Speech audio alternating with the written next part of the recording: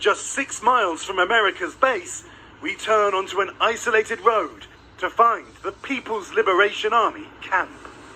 So the Chinese base is right here, and they're going to be watching us as we're watching them. This is a fort, really.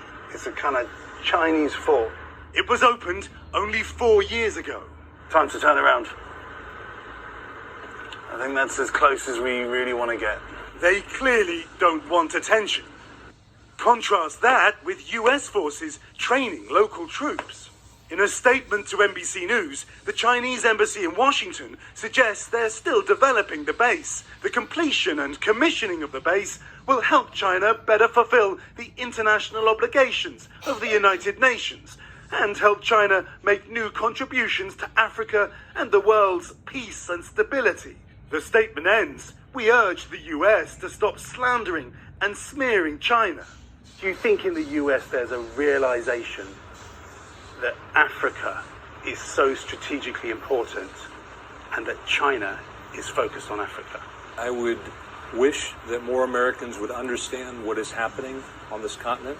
If you look at China's growth, continued economic growth, they have an enduring interest in Africa. And I think Americans broadly should ask ourselves, why is that? Why is it important?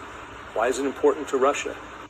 That's a good question, Keir. Hey, Keir, how are U.S. allies responding to China's increased presence in that particular part of the world?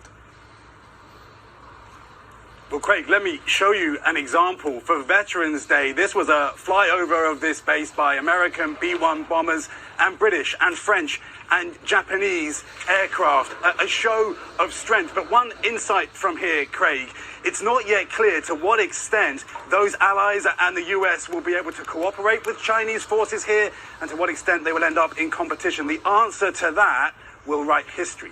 Craig. And it remains to be seen. Keir Simmons, our senior international correspondent there in Djibouti. Keir, thank you.